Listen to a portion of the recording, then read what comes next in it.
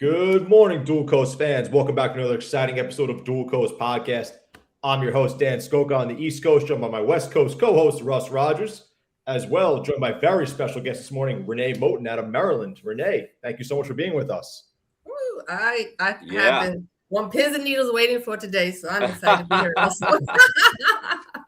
I'll tell you, man, Renee has got the laugh that will just energize this room today. Yes. It's beautiful. Yeah. Yes. Happy, smiling, East Coaster. She's wide awake. You know? 2v1 today, Russ. 2v1 today. Yeah, I know. I'm feeling it. Feeling out of balance today. Oh, that's great. So what is happening, Renee? It's just a blessing to have you on Dual Coast, introduced through Dana Grant. You know, we connected, we met, immediately had, this really good connection. We've had a couple of calls. It's just so great to meet you and understand a little bit about what you do. But, invited you on because you are the knee stopper. And, it is awesome. We can't wait to see the mechanism that you created. You're going to show us not how it works, but how you show us. Although, I'm kind of bummed because last week we had Bridget Morris and, she's into martial arts and she's got this leg kick that's like vertical. So, you should be able to lift that leg up, strap that thing on, show us the vertical move, I don't know. Anyway, it really is. It's great to have you. Thanks for coming on. Tell us a little bit about your background. Tell us a little bit about your history of how you got to this point without going into the actual knee doctor part. Knee stopper. Well, you can call me the knee keeper. Knee keeper. Oh, I like it. Like a beekeeper. Right. She's the knee keeper. I've got some friends. Before you answer, I've got some friends that have had their knees replaced. In fact, when I flew to Portland last week on Tuesday, I had lunch with my friend Jim Bush. The next morning, he was going in for knee replacement. Yeah. Yeah, it's rampant. It's quite rampant. Absolutely. Okay. Yeah. Well, as for me, I have lived in Maryland all my life. I played sports until I couldn't. Well, you play sports and then you have to coach them. So you play it first. Yes. And you coach second. Okay. I was married for 45 years. I have one daughter and one granddaughter. And I started my personal training business around 1998. I've been an entrepreneur since 2007. And I've been on somewhere around about 26,000 one-on-one appointments with clients. Oh, man. I know. add up that time right there. Yeah. 26,000 clients. Holy. Well, 26,000 appointments with all clients. So that's what I've been doing over the past of my career. But I had a soccer injury. I twisted my ankle playing soccer, and I didn't know it at the time that was going to change my whole life, that one injury. So that one injury went into right knee hurting, and then the left knee hurting, and then eventually both hips were hurting. So I have osteoarthritis in both knees and in both hips. In 2014, being in pain for 20 years, in 2014, I finally figured out how to get myself out of pain. And from that point on, I've been on a tear of a mission of taking this knee OA, osteoarthritis, and stopping the disability of it. And that is my mission in life, is to stop the disability of knee OA. So do knee doctors dislike you? Well, they don't really. I mean, come on, let's get real.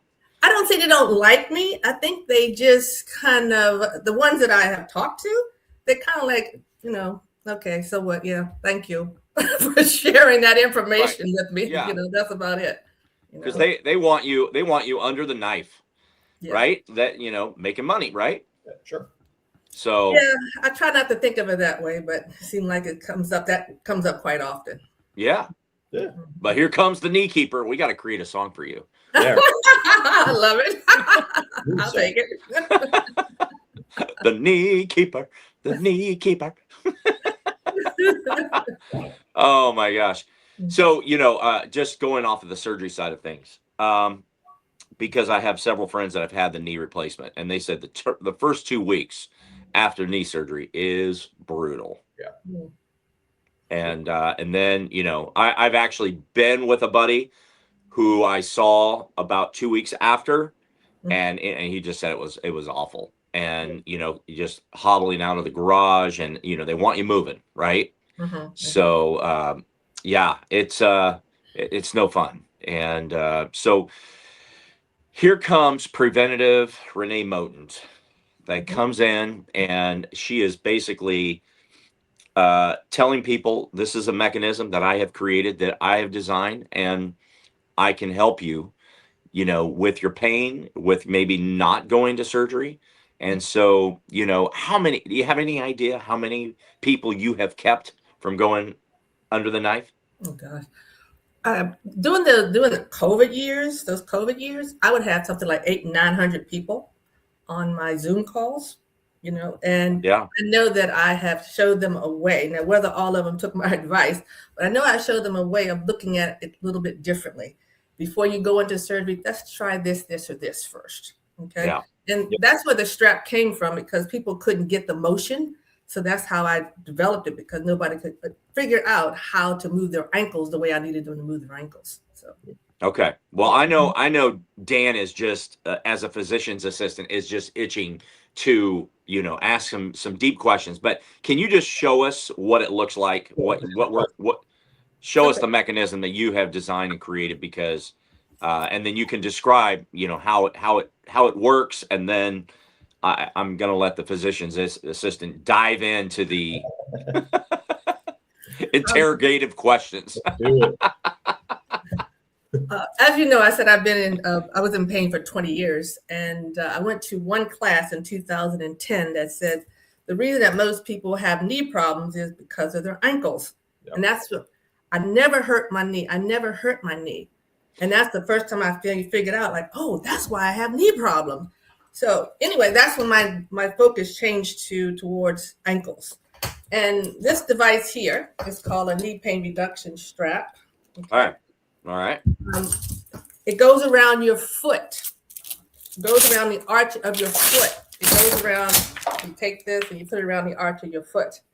And because this plate is on here, it pulls the foot into eversion and inversion, eversion and inversion. No other strap does it to this level of, it doesn't have any give in it. So it can stretch the ankle, full range of motion, eversion, stretch it in the other direction. But it also, what it does is it can also help to strengthen the ankle, because it doesn't have any give. Pull on one side of this handle and you can push back against that resistance.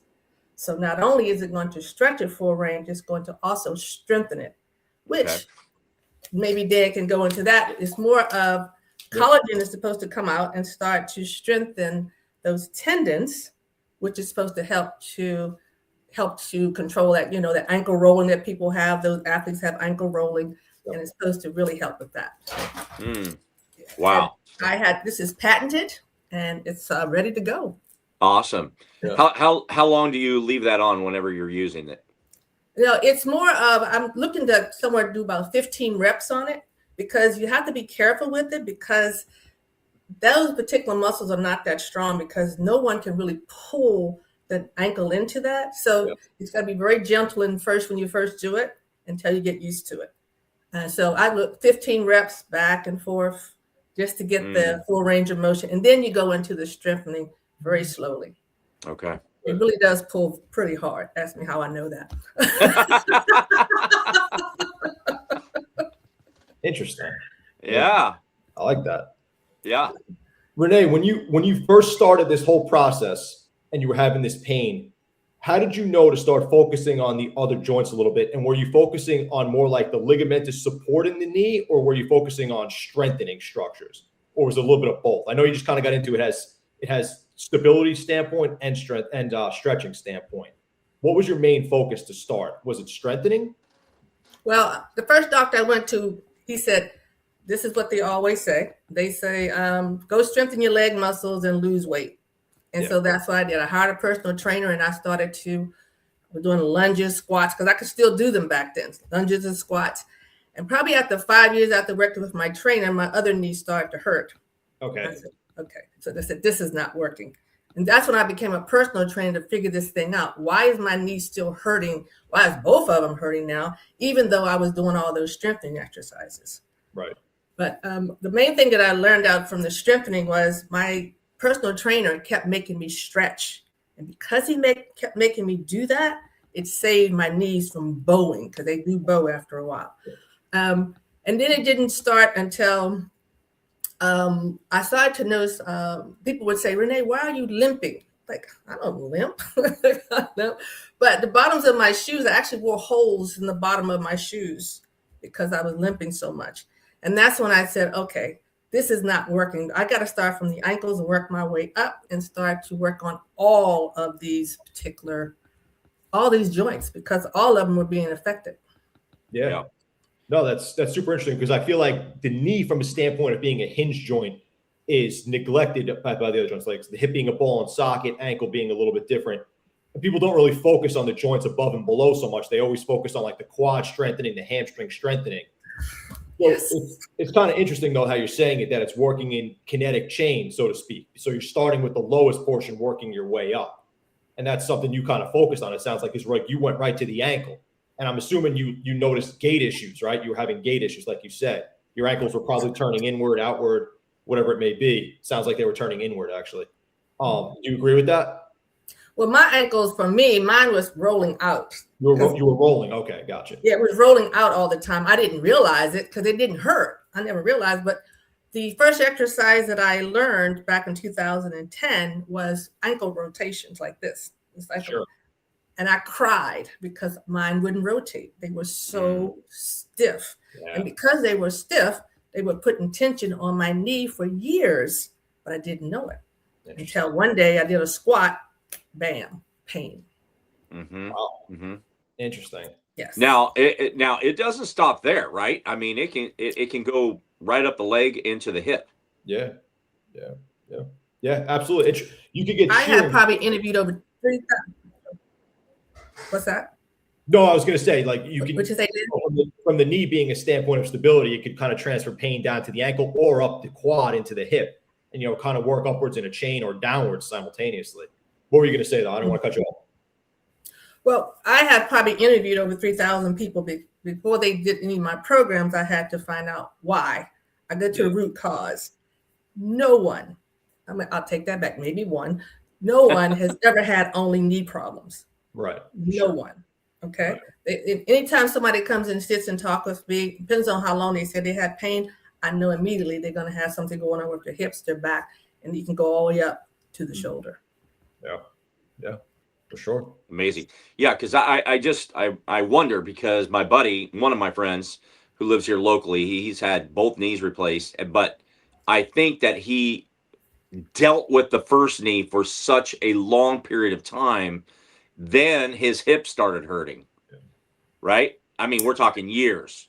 Yeah. So, and he always walked with this limp. He's now 70, but he's in physically, I wouldn't call him in shape, but I would call him still an athlete of some. We play smash ball on the beach. He doesn't limp anymore because he's had all these surgeries and everything, and it did him well. And 6 months after everything, he was back on skiing on the slopes. But for 70 years old, I mean, he's doing fabulous. Like we always say, man, if we'd been like Jay, it'd be great, because at 70, he's, going double black diamond skiing, and, plays, smash ball here. And it's like, yeah, it's amazing. But, I just, question, does it keep on going up the hip? And it sounds like the answer is yes. If you don't deal with it. Yeah, I would be interested to find out if you take an ibuprofen, because that's what most of them do. They take all this ibuprofen before they do their sports. Be interesting to know. Yeah. I guarantee that they're taking ibuprofen. So I'm just wondering. Okay. Guarantee. I mean, I play volleyball, beach volleyball, and I hear, guys talking, well, today's going to be a three popping, ibuprofen day, I'm just wondering. Okay. Yeah. So are you anti-medication when, is that what you believe in? Oh, no. I Okay. I never took any drugs when I was in pain because I kept telling myself if I'm taking drugs, then I'm not going to be able to find a solution because then I won't be able to feel it. So, Yes. but I know we all have to take them for whatever reason. I don't. It's just that to depend on them. That's where I kind of draw the line with it. I do everything I can not to have to take any drugs. Yeah. Okay. Yeah. But I know they are needed. Mm-hmm. Yeah.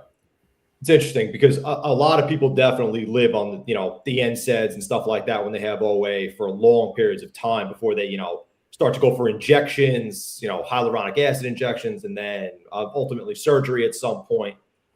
Renee, at what point during your journey would you say that you had to stop normalizing the pain? You were like, this is just becoming too much. I have to change my mindset. I have to restructure this. What point during your journey would you say that happened? Was there like a breaking point for you, or like, I got to make this change now?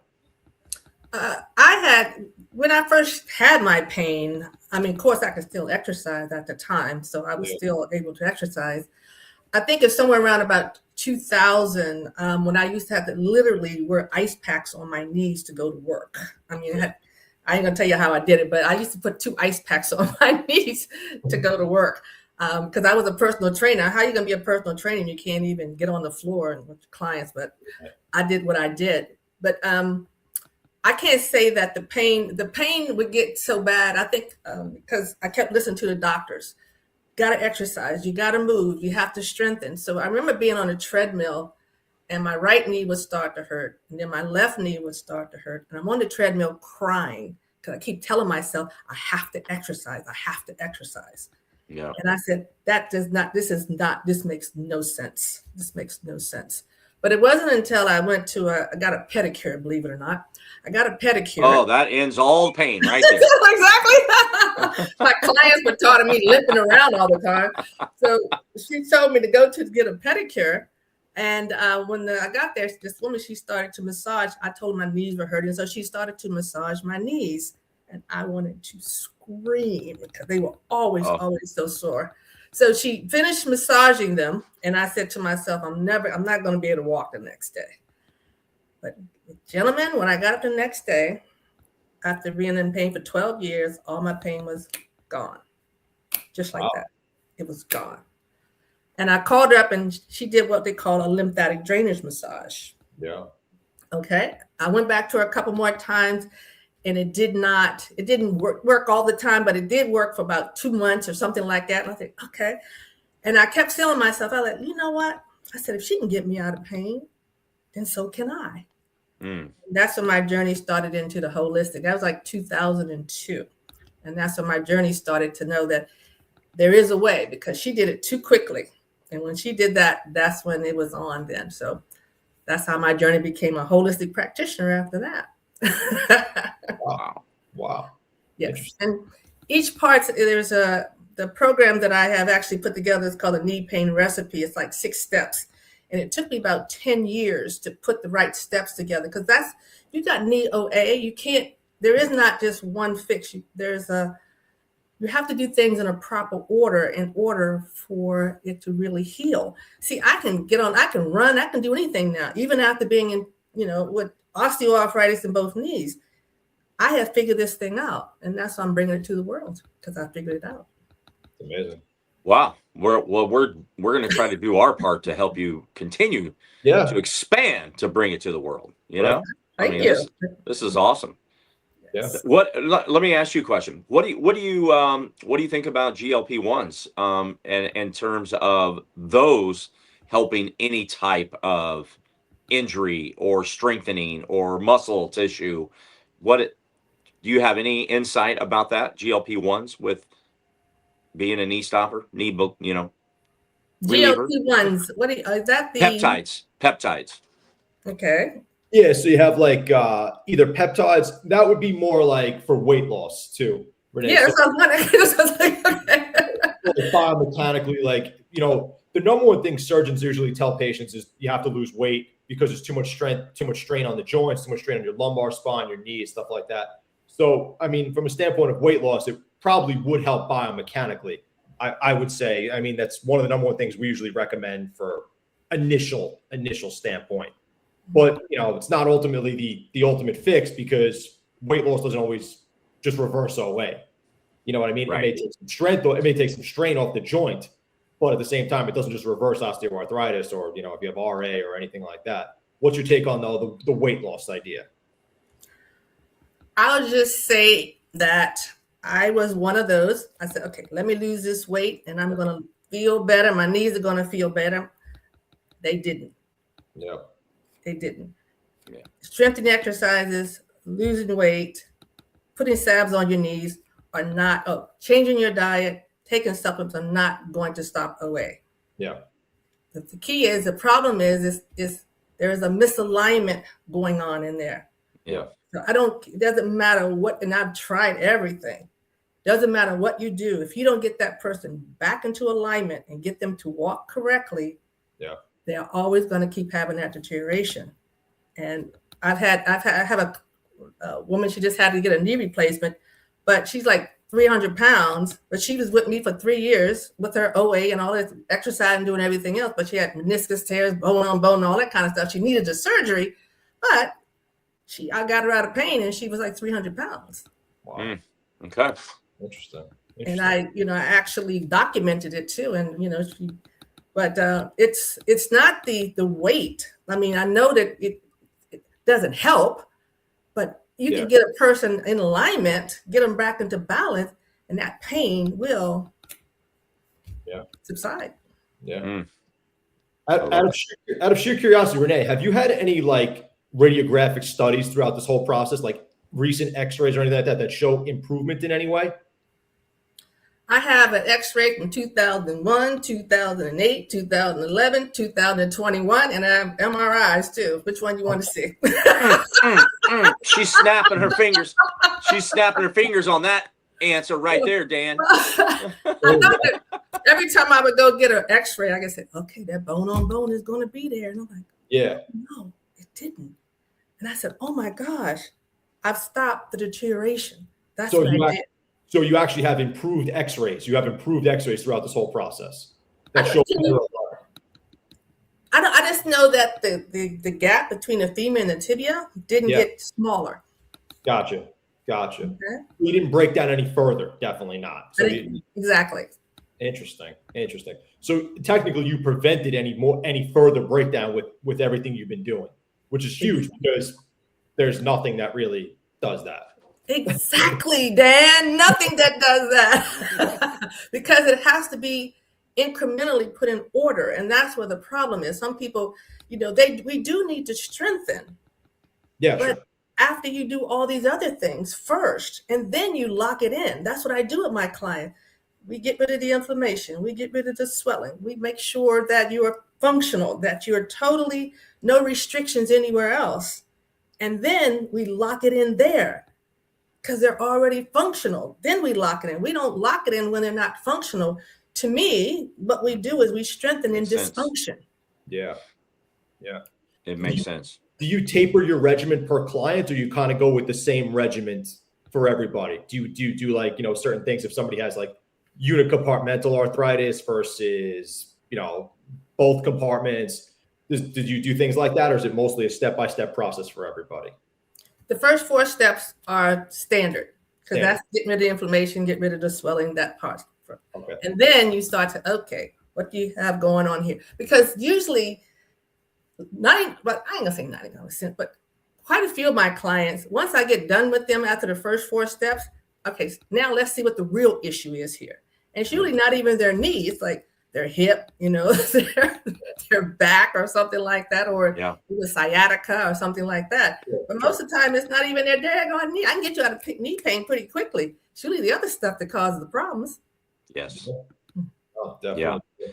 So I was up in Portland last week, and one of our guest speakers was Dr. Will, who I just met a month and a half ago. Dr. Will is a chiropractor, but he does this.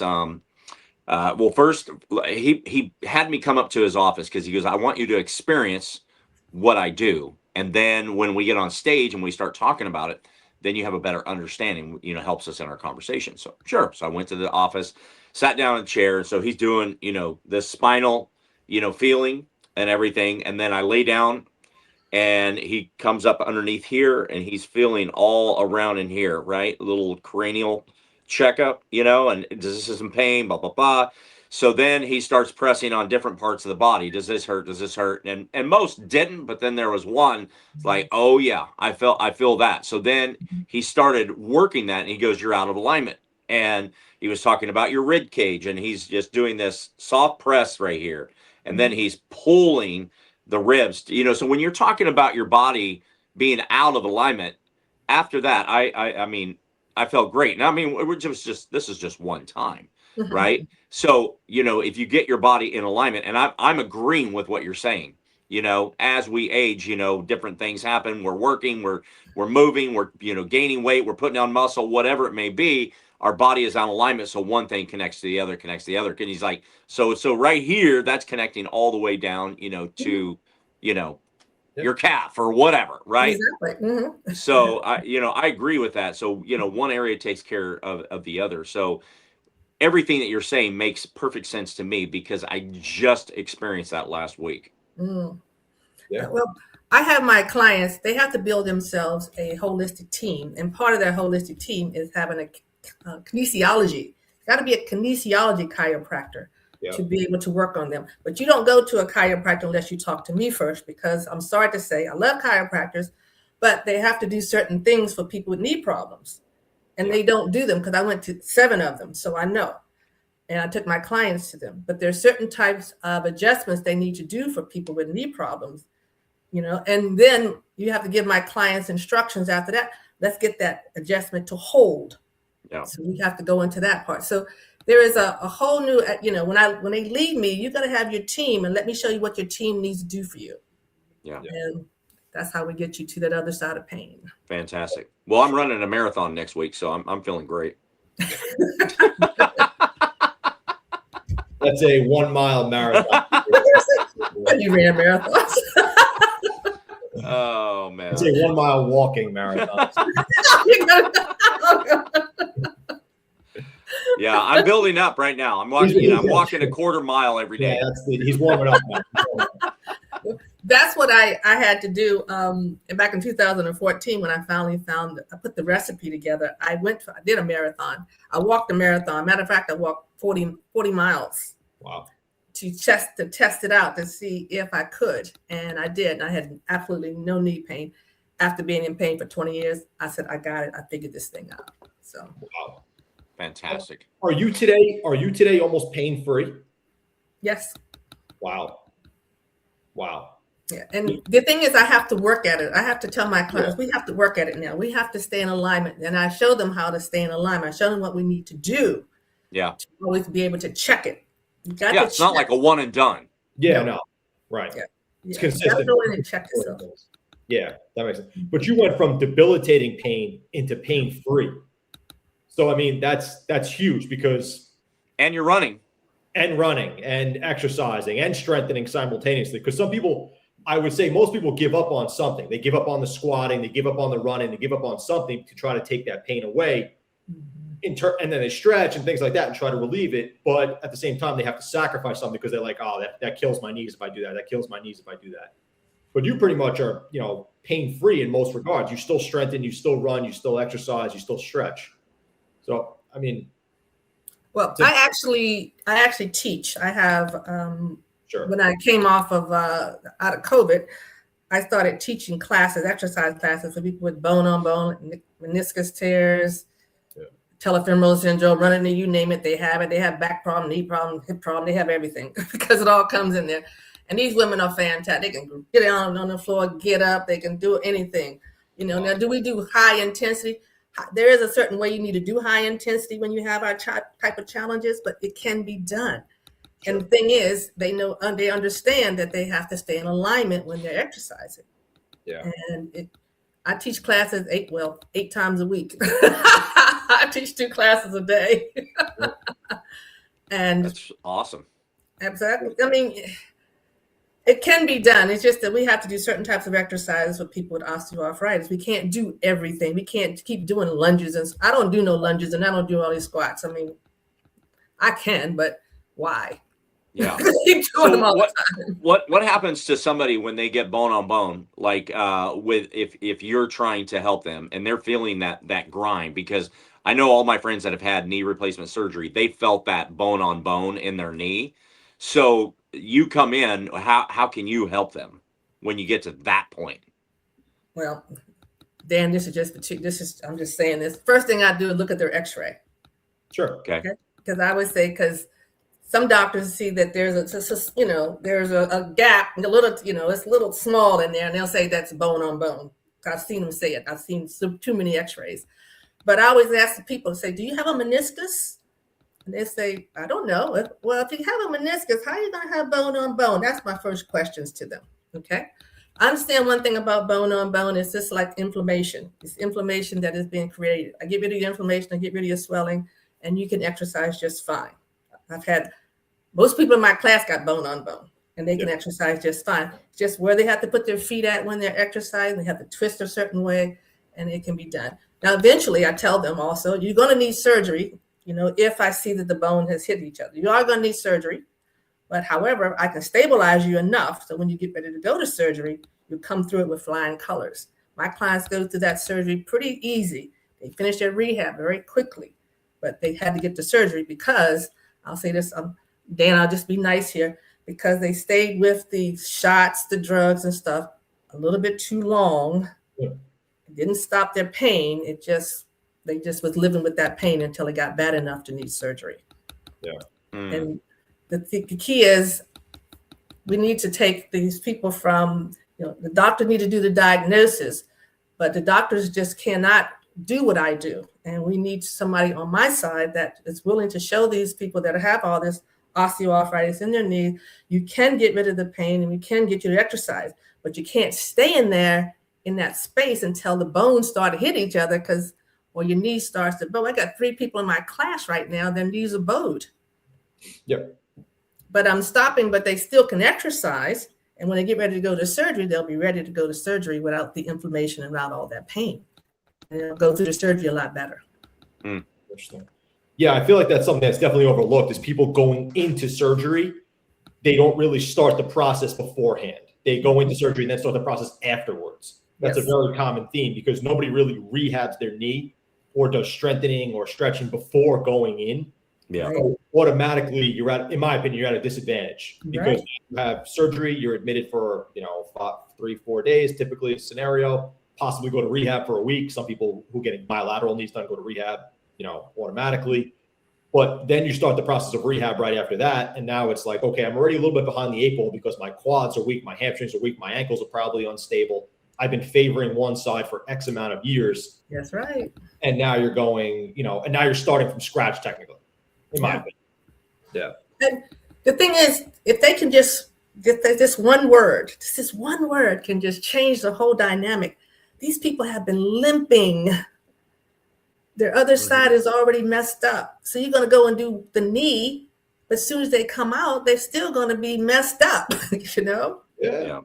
Still, their other side is still messed up. That's why they're going to end up with 2 knee replacements, then 2 hip replacements. Yeah. You got to get the people before they go into that surgery, get them back into alignment, get rid of the inflammation, get rid of the swelling, get them back, get them strong, and get them used to exercising. My clients are so used to exercising, the physical therapists say, slow down, because they're already used to exercising.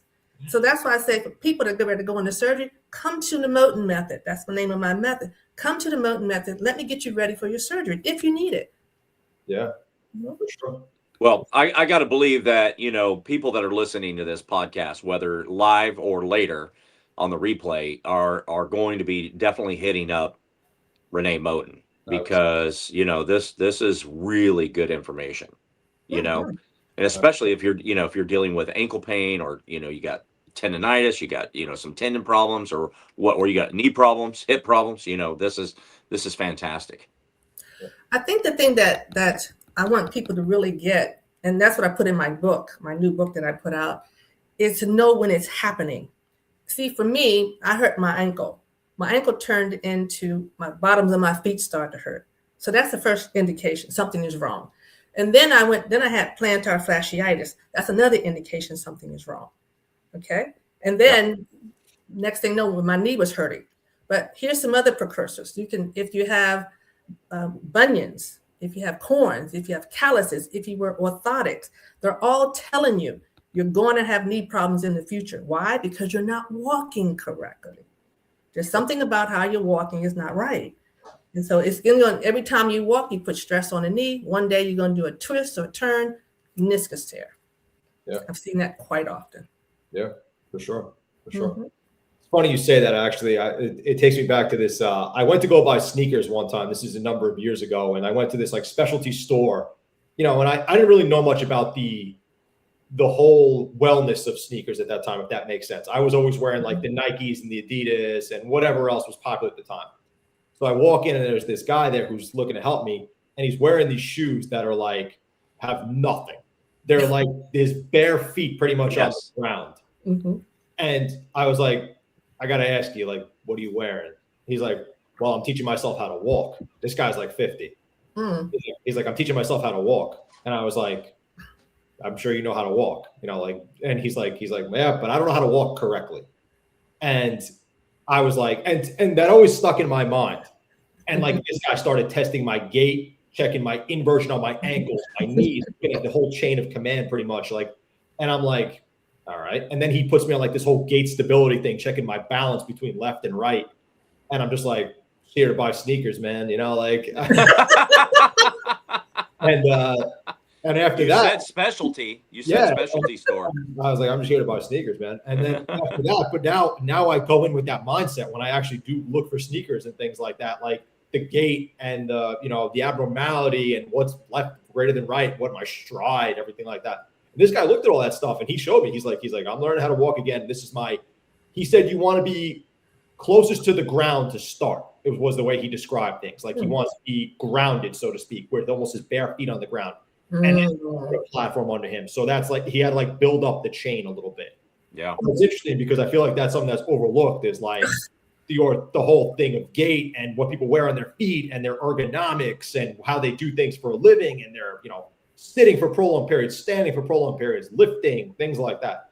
The form, the ergonomics, or everything is just way overlooked in my opinion. Nobody really teaches that. Oh. You I wound up. You can't even start with me until I get a gait analysis from you. Yeah. Because if you're not, I already know if you're not walking correctly. And that way you also know it too. But a gait analysis is the most important thing. But when I've taken my clients, I'm not going to go into it. But anyway, gait analysis, people shouldn't even be walking. They shouldn't be running. Until they get a gait analysis, because I've seen people they walking for 3 miles a day, and then all of a sudden they can't because their knee will start hurting or their foot will start to hurt. That's because they're just not walking correctly. Yep. Yeah. So Barefoot is the name of a shoe company, and so Hoka came into play and really changed the direction of other shoe companies. Because all of a sudden they started going with these big foam, platforms for cush. And I bought a pair at one point and I didn't like them.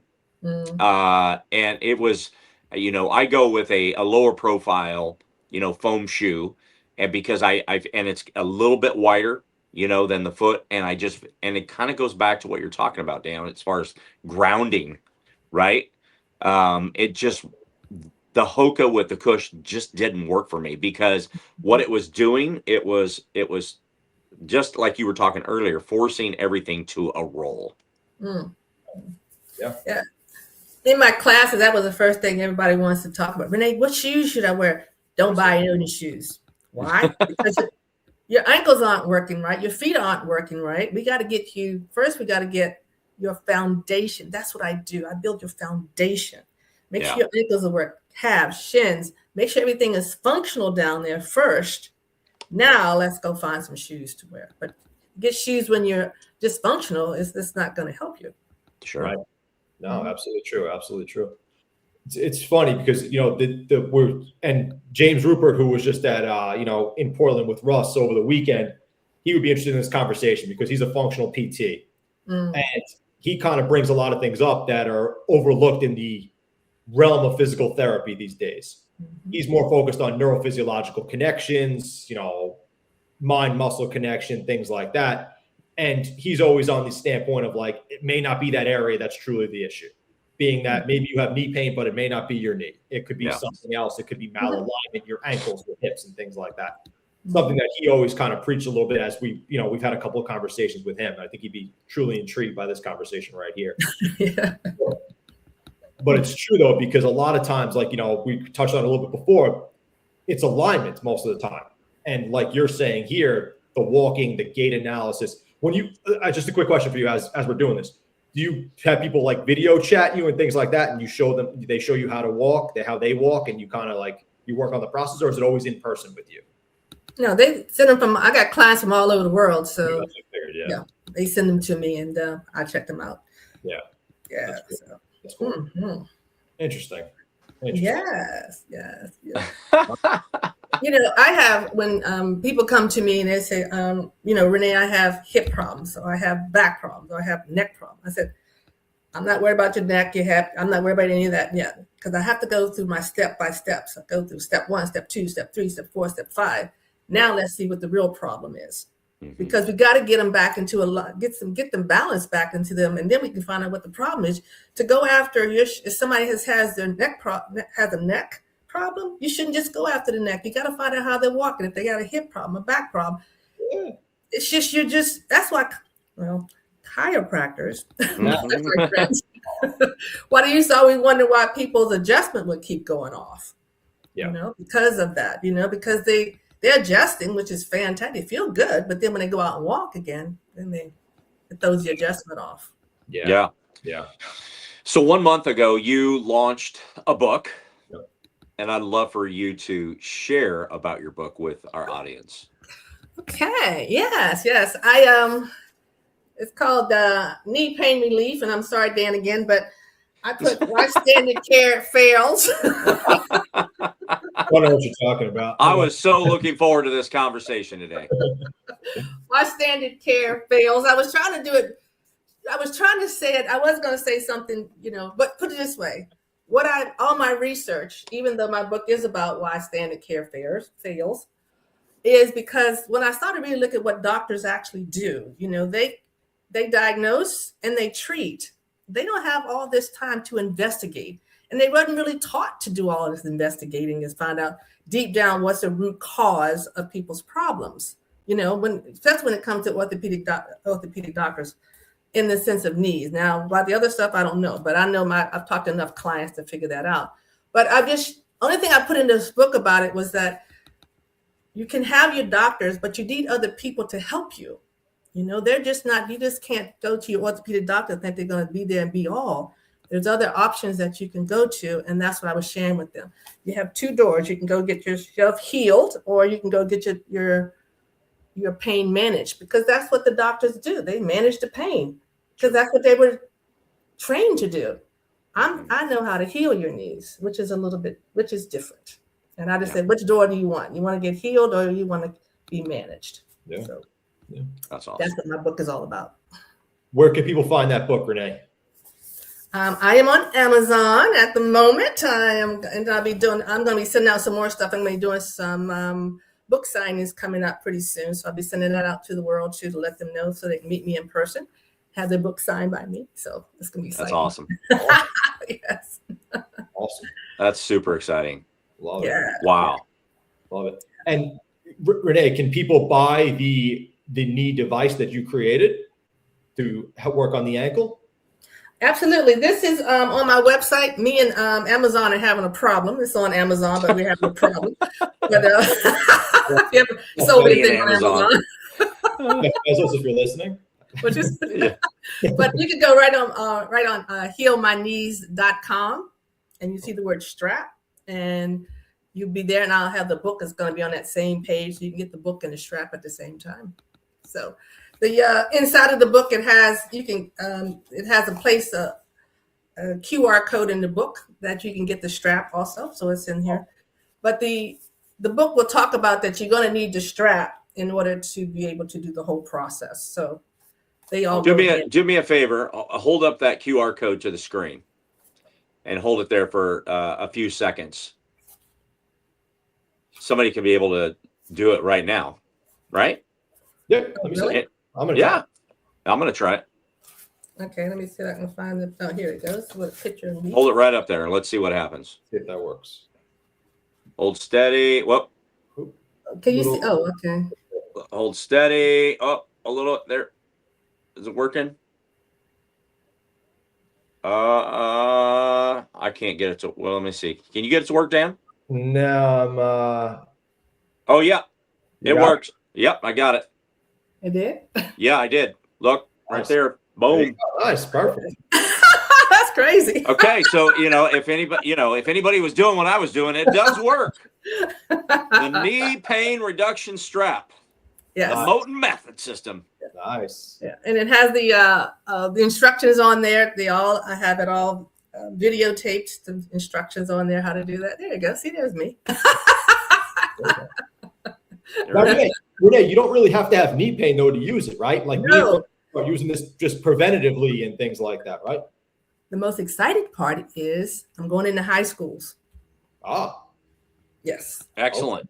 I'm going into high schools, colleges, and I'm going to start to teach this before they can start to learn that they need to pay attention to the right side of their bodies compared to the left. They're going to learn about ankle rotation. They're going to learn about all this stuff. Fantastic. Especially because, so many ACL tears and meniscus tears.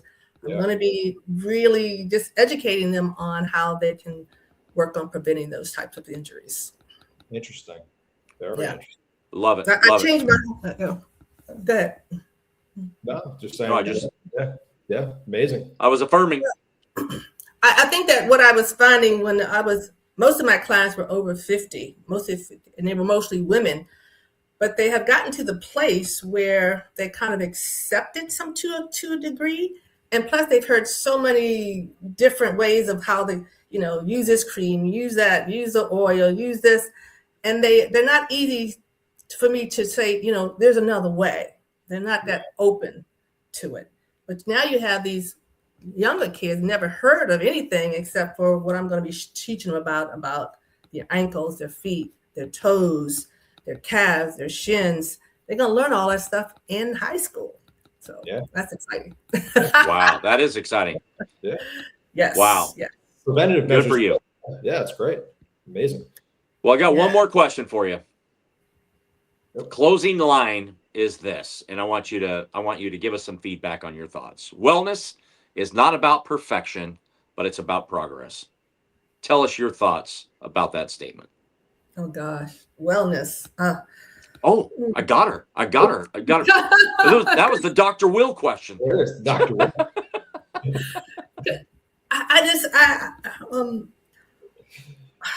I have just the word wellness. This is just a complete package of how I wake up every day happy, I don't have pain and I just wake up every day happy. And to get to that level of being in pain for so long and to come to this place right now where I can do whatever I want to, all because of wellness, all because I went that route of learning so much about wellness. I mean, 20 years of just studying wellness, and to get to this place where I can share that to the world, I'm blessed. You are blessed. And we're blessed to have you on our show today. Absolutely. Thank you, Renee, for coming on today, sharing, your method, your book, your happiness, because you are definitely infectious when it comes to what you exude in your presence. So thank you for sharing that with us and blessing us and all of our viewers today, and for those that are going to see us in the future. So what is the best way if somebody is to look to communicate to you? How can they reach out if they're struggling today with some pain in their ankles, their knees, their hips? How can people communicate to you? The best way is go to healmyknees.com. Okay. A chat box will jump up, and I see that, I get messages, notifications that somebody put a message in there, so I'll know immediately that you put a message in there. Are you going to answer, or is your AI assistant going to answer? I will. Because people they'll talk about their knees or whatever, so AI doesn't know anything about that. So. Okay. I'm not that sophisticated yet. That's awesome. This was a great conversation, Renee. Thank you so much for being here this morning. This was really informational. I hope a lot of people got a lot out of this. Please reach out to Renee on social media. Please reach out to her at healmyknees.com. Check out her book on Amazon, and hopefully the strap gets to Amazon soon, pending future conversations. Check us out on all social media handles at Dual Coast Podcast. Give us a listen on Spotify, Amazon Music, and Apple Podcasts. Thank you, everybody, so much for listening. We'll see you guys. Thank you. Renee, thank you so much again. Thank you, Renee. Thank you so It's much. been awesome. Yeah.